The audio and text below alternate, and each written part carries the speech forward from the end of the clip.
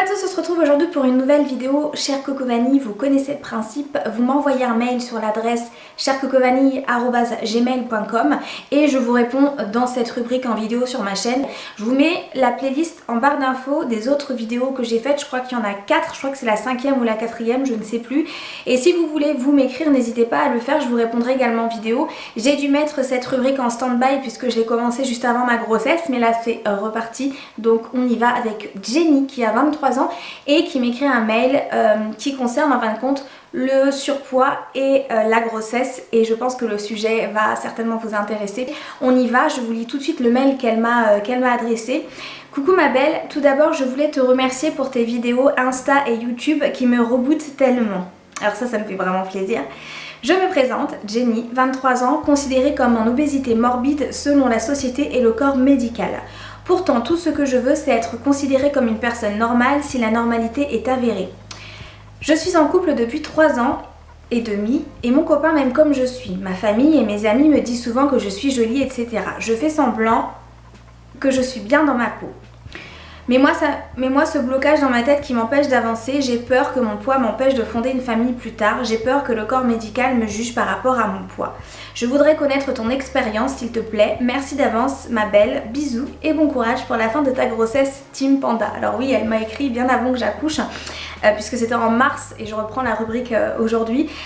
Donc merci pour la fin de ta grossesse, hein, comme tu le sais je pense Jenny, si tu me suis toujours, ça s'est très bien passé. Alors je vais réagir là-dessus à froid puisque j'ai déjà lu ce mail, mais je me force vraiment à répondre de manière très spontanée. Déjà il y a quelque chose qui moi me marque, c'est sa deuxième phrase. Elle me dit je me présente, Jenny, 23 ans, considérée comme obésité morbide selon la société et le corps médical. Moi cette phrase elle me fait quelque chose parce que quand on se présente on ne devrait pas dire salut j'ai 23 ans, je suis obèse. On devrait dire salut j'ai 23 ans, je sais pas, je suis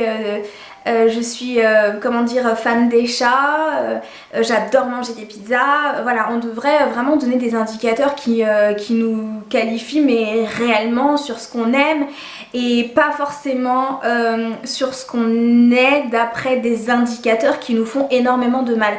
Parce que là elle dit tout de suite j'ai 23 ans et je suis considérée comme obésité morbide. Ça me fait quelque chose parce que cette phrase vous êtes en obésité morbide, moi je l'ai prise dans la figure il y a de ça de nombreuses années et elle a été tellement agressive et ça a été tellement choquant pour moi d'entendre le mot morbide que je m'en souviendrai je crois toute ma vie. Je verrai tout le temps la diététicienne me sortir cette phrase. Vous êtes en obésité morbide, c'est te dire meuf tu vas crever. Alors oui, l'obésité est une maladie qui effectivement va apporter des risques cardiovasculaires, etc. Ça c'est avéré, c'est médicalement prouvé, on ne remettra pas ça du tout en cause. La seule chose c'est que cette phrase, enfin ce mot obésité morbide fait énormément de mal, comme la notion d'IMC fait selon moi énormément de mal. Je sais que le corps médical a toujours besoin de qualifier un petit peu et de mettre les patients dans des cases en fonction de la pathologie, la pathologie qui les fait souffrir. Mais en fait, la notion d'obésité morbide, d'obésité, alors je crois que c'est surpoids, obésité sévère et obésité morbide. Sauf que ces maladies qui sont des maladies et à la fois physiques et à la fois psychologiques selon moi pour la majorité des cas, il y a aussi parfois beaucoup de facteurs psychologiques. Il faut faire attention au poids des mots, c'est le cas de le dire, il faut faire très très attention au poids des mots. Parce que voilà, on parle du corps, on parle d'une maladie qui s'apparente aussi à l'apparence physique et on est en train de te mettre dans une case. C'est pour moi hyper maladroit. Parce que tu vas déjà en fait être dans une catégorie, c'est-à-dire moi je suis obèse, moi je suis qu'en surpoids hein, et moi je suis oh là là, moi je suis en obésité morbide. Donc en plus ça ne fait que accabler la personne qui est en obésité morbide en se disant putain la meuf, là t'es à l'IMC le plus sévère, t'es vraiment dans la case de l'obésité la plus grave, t'es dans la catégorie la plus grave. Et ça c'est hyper dangereux parce que du coup ça fait que la personne se sent encore plus malade peut-être qu'elle ne l'est, parce que tu peux être obèse et n'avoir aucun problème de santé déclaré au moment où on te dit que tu es en obésité morbide. Donc du coup tu peux peut-être justement commencer à flipper, te dire je vais crever, je vais crever, je vais crever, et peut-être que c'est ça qui va t'apporter entre guillemets le mauvais oeil et qui va faire que tu vas avoir plein de saloperies qui vont arriver.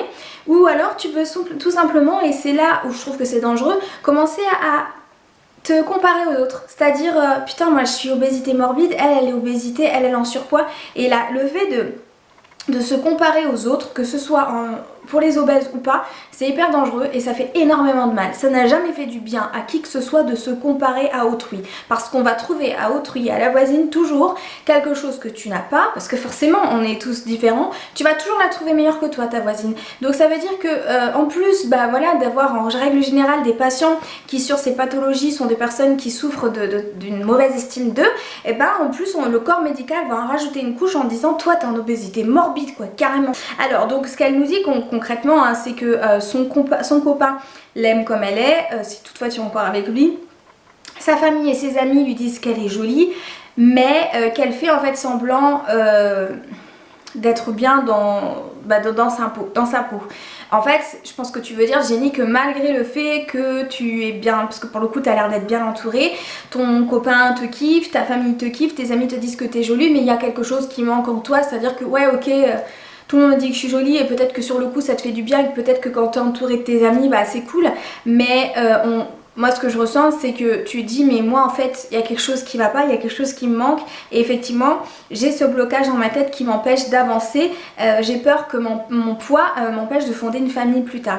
Alors ce qu'il faut soulever, je pense, enfin moi ce que j'ai tendance à dire c'est que c'est hyper important de savoir ce que nous on pense, parce que dans ce contexte où on a toujours tendance à se regarder trop au travers des gens, c'est-à-dire d'avoir une opinion de nous-mêmes en fonction de ce que pense le voisin de notre être en fait, et ben on s'oublie. On oublie ce qu'on pense, on oublie ce qu'on ressent, on oublie ce que l'on aime, on oublie ce que l'on veut être, et on a tendance à vivre par procuration en fonction de ce que les autres pensent de nous et de ce qu'ils disent de nous. Et on est beaucoup à faire ça. Et en fait là clairement je pense que ce qui est bien c'est que tu dissocies bien ce que tes proches pensent de ton poids et de ce que tu es jolie etc, et de toi ce qu'il y a. Donc en fait ce que tu dis c'est que en fait tu joues un petit peu un double jeu, c'est à dire que je pense que tu fais la fille qui est bien dans ta peau, que tout va bien, que tu es jolie, tu prends peut-être soin de toi etc, et puis à côté tu peux certainement te dire mais j'ai cette peur de pas réussir à enfanter.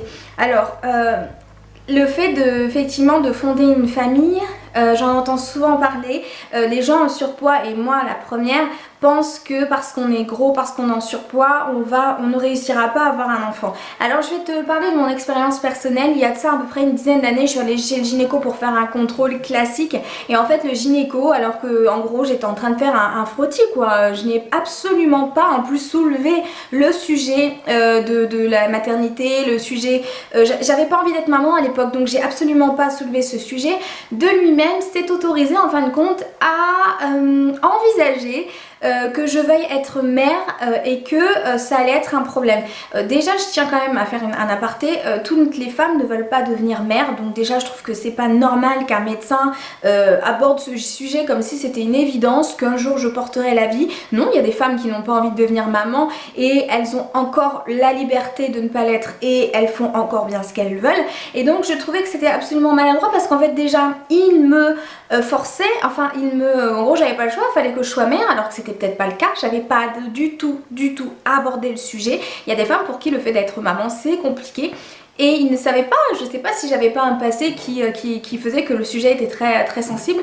Donc et ben il m'a dit, le gynéco, par contre il va falloir perdre du poids parce que clairement à 160 kg vous n'arriverez jamais à avoir un enfant. Et ça en fait ça m'a vraiment interloquée, ça m'a vraiment choquée, et j'étais à l'époque beaucoup plus fragile, et là j'ai répondu quelque chose du genre oui je sais, ou quelque chose de relativement bateau je crois. En tout cas ça m'a beaucoup fait mal parce que en fait avant de voir ce gynécologue j'avais jamais pensé que mon poids pouvait être un problème pour une grossesse, et c'est ce gynécologue qui m'a mis ça en tête qui m'a dit en gros t'es trop grosse en obésité morbide, t'es trop grosse pour avoir un enfant.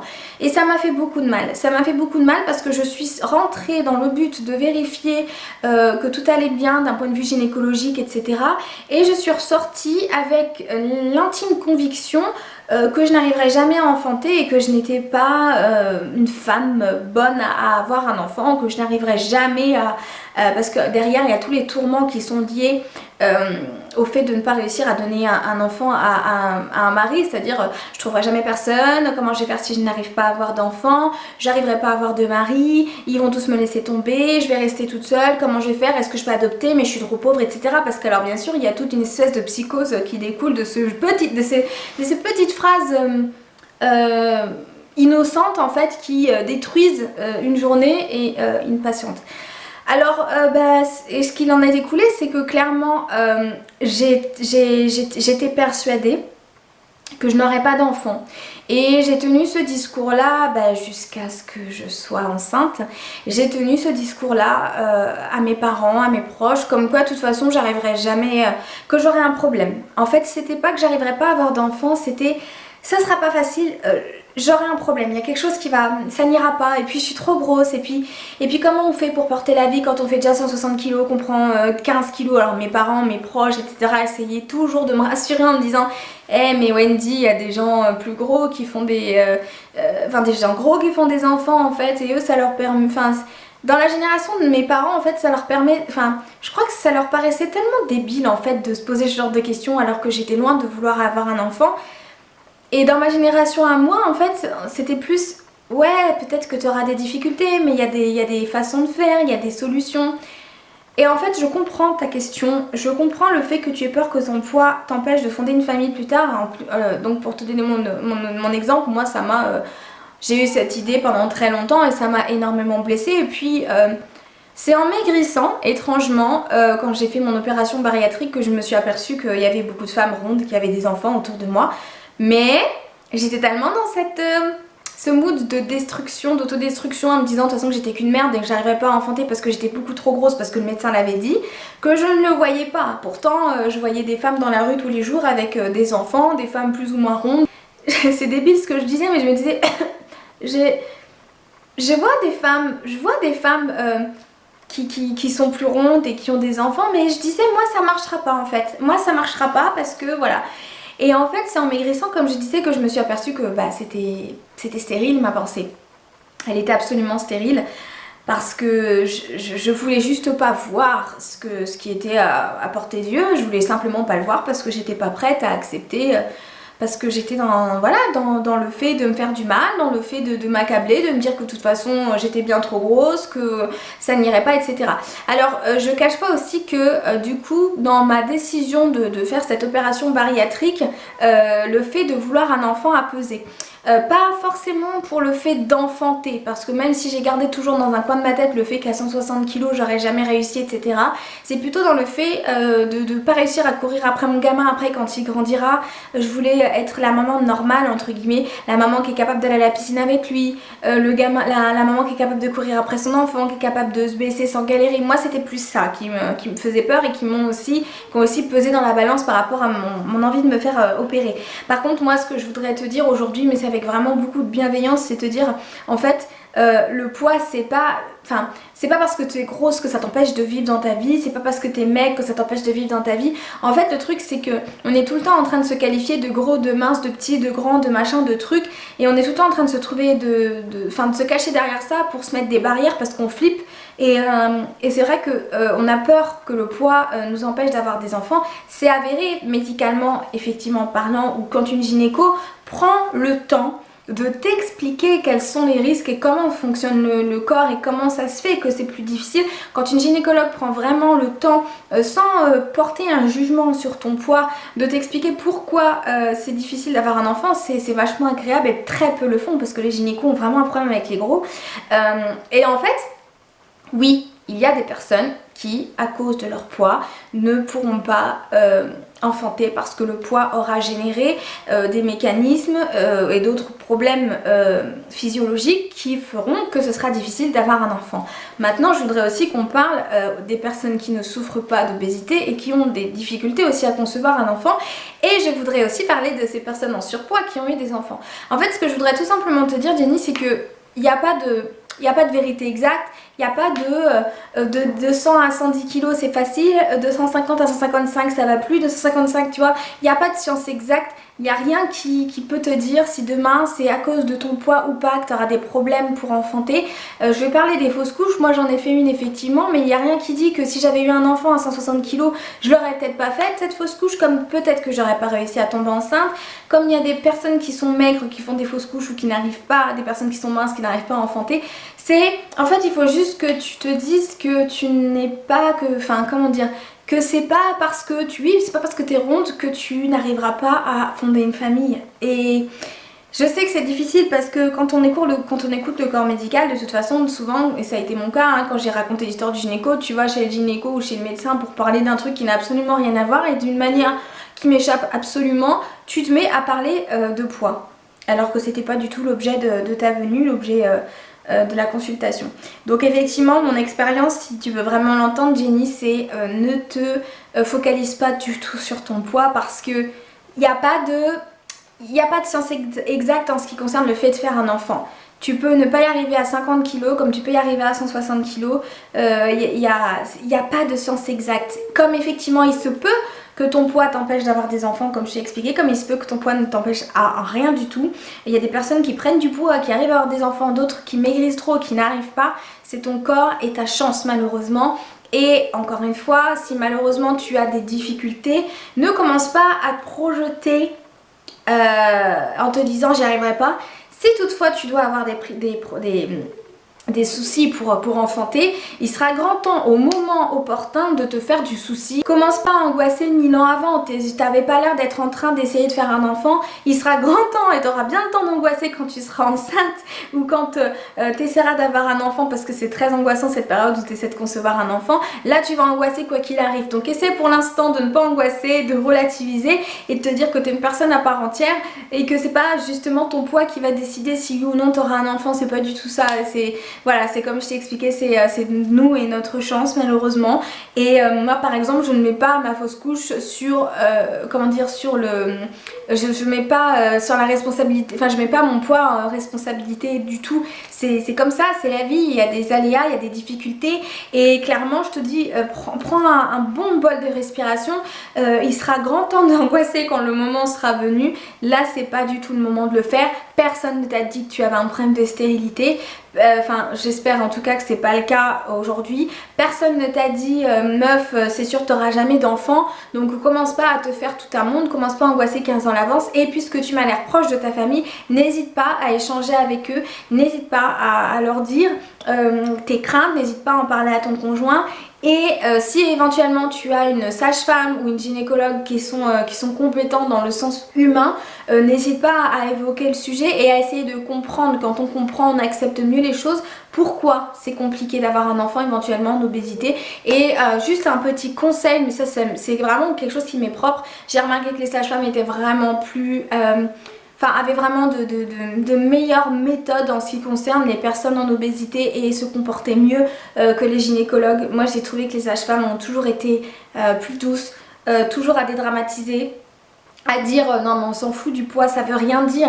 La sage-femme que je côtoie qui est extraordinaire, qui est sur Besançon, m'a dit en fait le poids oui ça peut engendrer des problèmes mais c'est pas ça qui fait que c'est certain que parce que tu fais 120 kg tu vas pas réussir à avoir des enfants. Pas du tout, faut arrêter, faut se retirer ça de la tête. Et effectivement je pense qu'il y a un gros travail à faire au niveau du corps médical. J'ai déjà soulevé ce sujet, le corps médical te trouvera, tu pourras aller dans n'importe quelle profession, à chaque fois il va y avoir un rapport avec ton poids et ça c'est un gros gros problème pour moi. Tu vas chez le médecin, s'il ne te connaît pas, il va tout de suite te demander si tu as des problèmes de diabète, si tu vas penser à perdre du poids. Il y a même des médecins qui carrément préconisent les chirurgies de l'obésité et disent aux gens mais t'as pas pensé à te faire retirer un bout d'estomac?